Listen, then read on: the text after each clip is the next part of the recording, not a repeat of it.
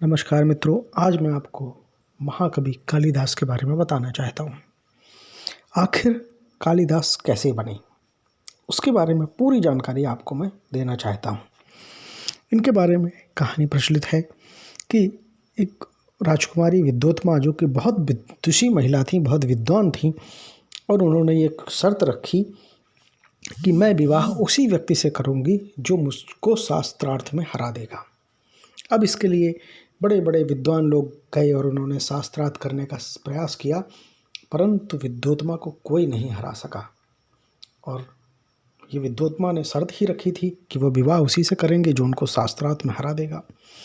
सारे विद्वानों ने सोचा कि इसको बड़ा अभिमान भी है और इसको पराजित कराने का एक ही तरीका है। उन्होंने एक मूर्ख व्यक्ति को ढूंढा और बोले इससे शादी कराई जाए, लेकिन उनको ढूंढने के लिए निकले। अब उन्होंने देखा कि मूर्ख व्यक्ति कैसा, ऐसा व्यक्ति जो बहुत मूर्ख हो बिल्कुल ही। उन्होंने देखा कि एक व्यक्ति था और जो एक पेड़ पर चढ़ा हुआ था और पेड़ पर बैठ करके, और जिस डाली पर वो बैठा हुआ था उसी डाली को वो काट रहा था। तो उन्होंने सोचा, देखा कि अरे वाह, इससे बड़ा मूर्ख कौन होगा जो पेड़ की उस डाली पे ही बैठा हो और उसी डाली को काट रहा हो। बोले यही व्यक्ति हमारे काम आ सकता है। और उनको बुलाया नीचे और उनसे बोला कि हम तुम्हारी शादी कराना चाहते हैं राजकुमारी से, और जैसा हम तुमको कहेंगे तुमको वैसा करना है, और तुमको एक शास्त्रार्थ के लिए जाना है और वहाँ कुछ बोलना नहीं है, बाकी सब हम संभाल लेंगे। अब इन लोगों ने ले जा करके और राजकुमारी विद्योत्मा जी को कहा कि हमारे गुरुजी आए हुए हैं और गुरुजी शास्त्रार्थ करेंगे, लेकिन गुरुजी कुछ बोलेंगे नहीं, वो मौन हैं, जो भी है हम बताते जाएंगे। अब राजकुमारी उस चुनौती को स्वीकार कर लिया। राजकुमारी ने ऊंचे आसन पर बैठ गई और राजकुमारी जी ने गुरुजी को एक उंगली दिखाई। तो जो गुरुजी बने हुए थे कालिदास, उन्होंने सोचा कि ये कह रही है कि हम तुम्हारी एक आँख फोड़ देंगे। तो उन्होंने भी इशारे में दो उंगली दिखाई कि तुम मेरी एक आँख फोड़ोगे तो मैं तुम्हारी दोनों आँखें फोड़ दूंगा। पंडितों ने राजकुमारी जी से कहा कि आप कहती हैं कि ईश्वर एक है, पर हमारे गुरुजी कहते हैं कि इस एक ईश्वर से जगत नहीं बनता है। ईश्वर और ईश्वर की शक्ति माया, पुरुष और प्रकृति, इन दोनों से ही जगत बनता है। बात तर्कसंगत थी। दूसरा प्रश्न किया।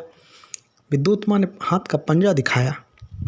तो कालिदास ने सोचा कि ये मुझको थप्पड़ मारने के लिए कह रही है, तो उन्होंने मुट्ठी दिखाई। अब विद्वानों ने कहा कि 5 इंद्रियां हैं, उन पांचों को आपने बताया है, और ये कह रहे हैं कि पांचों को एकत्र करने से परमात्मा की प्राप्ति होती है। फिर विद्योत्मा ने 7 उंगली दिखाई, तब उन्होंने 9 उंगली दिखाई। तो विद्वानों ने कहा कि 7 उंगली द्वारा 5 ज्ञानेंद्रियां, मन और बुद्धि इस प्रकार से 7 हो गई, और हमारे गुरुजी ने जो 2 और बताया है, 9 बताया है, उसका मतलब होता है चित्त और अहंकार, इनको भी गिना जाए तभी वो 9 पूरे होंगे। राजकुमारी ने जिह्वा दिखाई, तो उन्होंने मुंह बंद कर लिया, हाथ रख दिया। उन्होंने कहा कि तुम जीभ दिखाओगे तो मैं मुंह बंद कर दूंगा, ऐसा करके। अब उन्होंने, जो विद्वान थे, उन्होंने उसको इस तरीके से बताया कि आप कहती हैं कि जिह्वा से बोलने पर उन्होंने हाथ से बंद करके ये बताया है कि वाणी की शक्ति संयम से ही बढ़ती है, जब संयम होगा।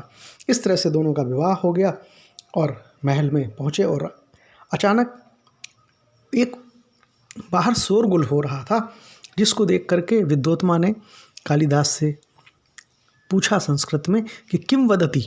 तो कालिदास ने उत्तर दिया उष्ट्र वदति, जबकि उष्ट्र जो संस्कृत में उष्ट्र कहा जाता है, और उन्होंने उष्ट्र शब्द सुन करके विद्योत्मा को आभास हो गया कि मेरे साथ छल पूर्वक के मेरा मूर्ख व्यक्ति से विवाह किया है, तो उन्होंने उनको घर से बाहर निकाल दिया।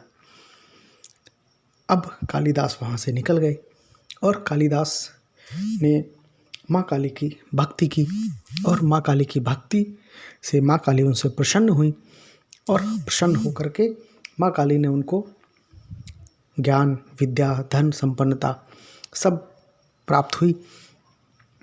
और ये कहा जाता है कि कालिदास जो थे, कालिदास विक्रमादित्य के दरबार के 9 रत्नों में से एक थे।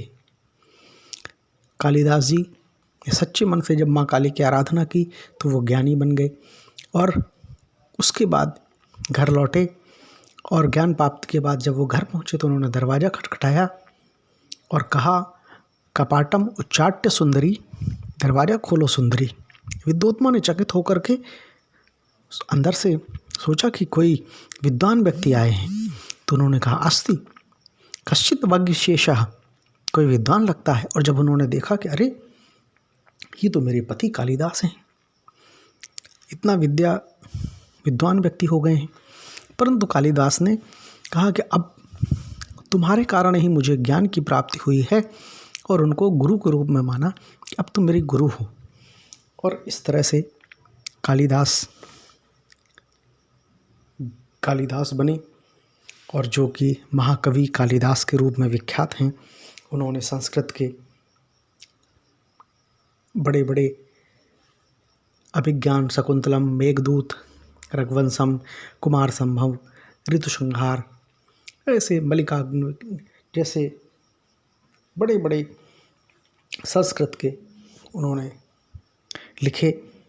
और कालिदास का नाम एक महाकवि के रूप में भी लिया जाता है। इनके द्वारा संस्कृत के नाटक आदि लिखे गए। तो ये कालिदास किस तरह से महाकवि कालिदास बने, उनके बारे में ये पूरी जानकारी आज मैंने आपको बताई। यदि आपको अच्छी लगे तो मित्रों इसको लाइक करें, सब्सक्राइब करें, शेयर करें।